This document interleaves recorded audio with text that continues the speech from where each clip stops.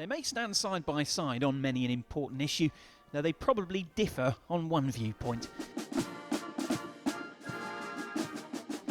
This was what Nigeria's president said when asked about political statements made by his wife. She belongs to my kitchen and my living room. Muhammadu Buhari's female company let that slide to reiterate Berlin's commitments. The fight against Boko Haram is a great priority for us. Nigeria is part and parcel of that. In that context, we will earmark 18 billion euros for the Lake Chad area. That's 47.5 billion for the overall area.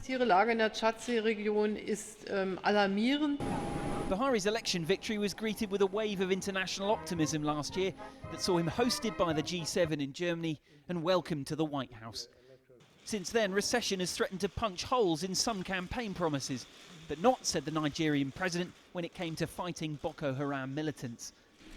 They used to have 14 out of 774 local governments in Nigeria where they put on their flag and name it a caliphate of some sort. They don't hold any local government now. They reverted to bombing of soft targets. Security has been a theme all week for the German Chancellor during visits to Mali, Niger, Ethiopia, and when welcoming Chad's president to Berlin. Analysts say it marks a shift in priorities. Germany is always following, but tries to do more and spend also more money, and now also locating many soldiers in Africa. Some 10 years ago there was no one. Today we have about 800 peacekeeping forces in Africa, from Somalia to Mali. Though it is still its economic might that reaches furthest. A good portion of Germany's substantial overseas aid budget has long poured into African countries.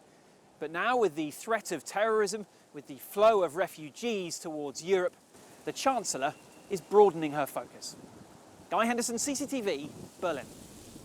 Let's get you now from Guy Henderson, who joins us live from Berlin. Guy, you mentioned Germany's economic might. Any more details of exactly how Berlin intends to use that?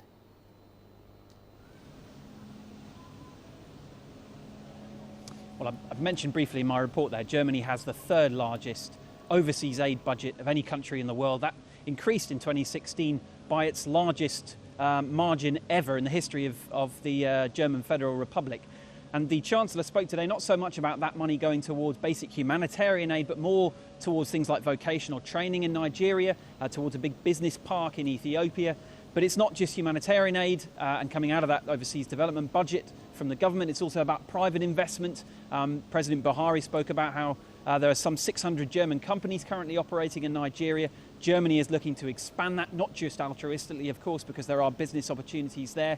But it's also not about just the cash. It's also about technical assistance and expertise that Germany can offer. And we heard, for example, about an international, Nigeria and Germany cooperating in the international effort to fight corruption, which is obviously a huge problem in Nigeria still, and also in efforts to provide assistance in combating oil theft down in the Niger Delta, which Buhari said was an emerging threat threatening the stability of that region. Well, Germany has signed deportation deals with a number of African countries. What about with Nigeria?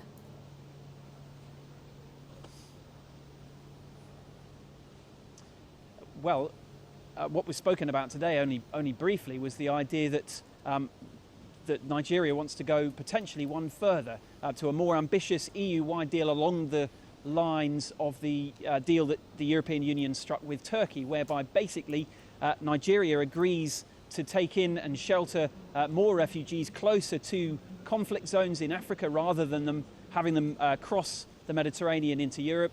And in return, the EU offers substantial benefits in return. Now, obviously, there have been controversies with that. We've seen it during the negotiation of this EU-Turkey deal. We don't know the exact terms of what the negotiations will be in this instance, but With the Turkey deal, there were big and continue to be big controversies over things like visa liberalisation and also the conditions that refugees live in at source. Now, Chancellor Merkel said that, in fact, these negotiations haven't even begun yet, but that is the eventual aim, although presumably some months or perhaps years down the line. All right, Guy Henderson, live for us there in Berlin. Many thanks.